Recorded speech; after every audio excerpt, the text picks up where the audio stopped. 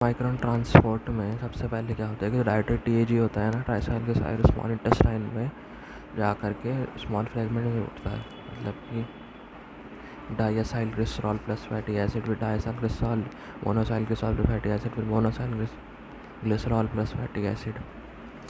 तो जो fatty acid, monoacyl glycerol और ग्लिसरॉल जो स्मॉलर कंपोनेंट्स हैं, ये जो है ये रीअब्जॉर्ब हो जाते हैं इंटेस्टाइन से मिसल्स की फॉर्म में। उसके बाद फिर क्या होता है कि ये रिसेंबल हो जाते हैं दोबारा एब्जॉर्ब होने के बाद दोबारा टीएजी में। तो टीएजी क्या होता है कि काइलोमाइक्रोन के अंदर जाके स्टोर होता है। काइलोमाइक्रोन क्या है, एक तरह का वो ग्लोब्यूलिन है, प्रोटीन, जो कि लिपिड ट्रांसपोर्ट में हेल्प करता है from liver to extra hepatic tissue. तो काइलोमाइक्रोन में जाके टीएजी स्टोर होगा तो फिर क्या होगा कि वो वहाँ से लिम्फेटिक्स, फिर वहाँ से इंफीरियर वेना केवा, मतलब वेनस ड्रेनेज के पाथ में फॉलो करेंगे, फिर right atrium, rest of the body. उसके बाद क्या होगा कि हमारा नेसेंट या इनएक्टिव काइलोमाइक्रोन बनता है। नेसेंट इनएक्टिव काइलोमाइक्रोन के जो रिसेप्टर होते हैं बोलते हैं B48 और एपोए, B48 और एपोए। इसके अंदर अभी जो नेसेंट काइलोमाइक्रोन है ना, ये काम नहीं कर सकता।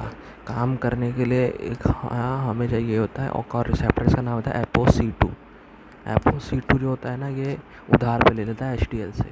तो HDL इसको दो चीज़ें देता है, एक एपो-C2 और एक एपो-E रिसेप्टर।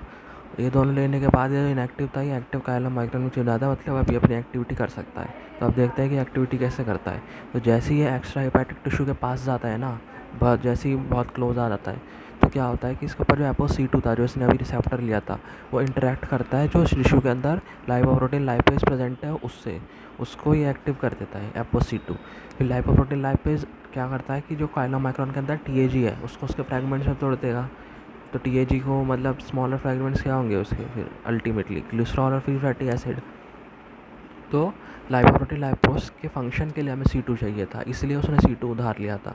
अब जैसे ही उसका काम पूरा हो जाता है, फिर वो एपो-C2 वापस कर देता है उसे, एपो-C2 वापस करता है और एपो-E नहीं, एपो-A वापस करता है। अब तो एपो-C2 और एपो-A वापस करने के बाद अब क्या होता है कि ये इसने टीएजी तोड़ दिया। तो टीएजी तोड़ने से क्या होता है कि इसका साइज़ कम हो जाता है।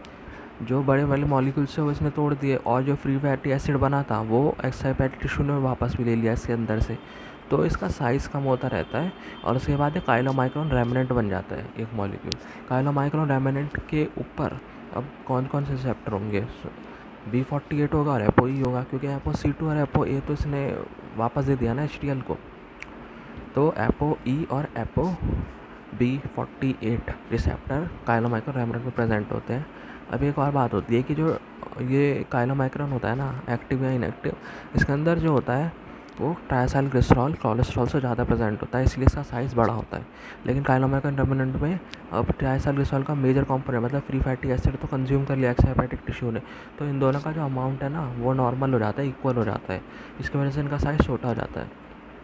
अब क्या होता है कि जो काइलोमाइक्रोन रेमिनेंट है, ये LDL रिसेप्टर प्रोटीन जो एक्स्ट्रा हेपेटिक टिश्यू के ऊपर होता है ना, उसके ऊपर जाता है। तो काइलोमाइक्रोन रेमिनेंट जो है LDL रिसेप्टर प्रोटीन से इंटरेक्ट करके खुद सोचता है कि मैं एक्स्ट्रा हेपेटिक टिश्यू के अंदर दोबारा इंगल्फ हो जाऊँ, लेकिन उसका साइज़ बहुत बड़ा होता है, इसलिए वो एक्स्ट्रा हेपेटिक टिश्यू के अंदर नहीं इंगल्फ हो सकता। तो फिर क्या करता है, काइलोमाइक्रोन घूम करके दोबारा लीवर के पास जाता है। अब लीवर के अंदर खास बात क्या है कि उसके अंदर साइनोसॉइड्स प्रेजेंट होते हैं। अब भाई साइनोसॉइड्स होते हैं ना, वो सुपर फ्लेक्सिबल होते हैं, उनकी मेम्ब्रेन साइनोसॉइड्स के, तो वो बड़ी से बड़ी चीज़ को एंगल्फ कर सकते हैं। तो chylomicron remnant LDL receptor protein यानी LRP और LDL रिसेप्टर दोनों से इंटरेक्ट करके साइनोसॉइड्स के द्वारा लीवर के द्वारा एनगल्फ हो जाता है। उसके बाद क्या होता है कि अब ये मेरी समरी है, क्या वो इंटेस्टाइन से आया टीएजी दोबारा फॉर्म होकर फिर नेसेंट काइलोमाइक्रोन में गया। फिर नेसेंट काइलोमाइक्रोन को दो चीज़ें मिली थी HDL से, एपो-C2 और एपो-E। उसके बाद एक्टिव काइलोमाइक्रोन में बना। फिर एक्टिव काइलोमाइक्रोन में जो हमारा लाइपेज था उसने फ्री फैटी एसिड और ग्लिसरॉल में तोड़ा, तो फ्री फैटी एसिड को हेपेटिक टिश्यू ने ले लिया। उसके बाद क्या होता है कि जो हमारा एक्टिव काइलोमाइक्रोन है वो दो रिसेप्टर डोनेट करता है दोबारा HDL को, कौन से, एपो-C2 और एपो-A, ठीक है। उसके बाद जो ग्लिसरॉल बचा था वो लीवर को चला जाता है वापस, और उसके बाद जो फाइनल मॉलिक्यूल बनता है जिसके अंदर हमारा जो ट्राइसाइक्लिसोल कोलेस्ट्रॉल सेम अमाउंट में होते हैं, वो होता है काइलोमाइक्रो रेमनेंट, और वो फिर लीवर के द्वारा एंगलेज हो जाता है HDL रिसेप्टर या फिर HEL रिसेप्टर प्रोटीन से। अब दो चीज़ें इंपॉर्टेंट है कि जो लाइपोप्रोटीन लाइपेज था उसको अपनी एक्टिविटी के लिए ApoC2 रिसेप्टर से इंटरेक्ट होना ज़रूरी है।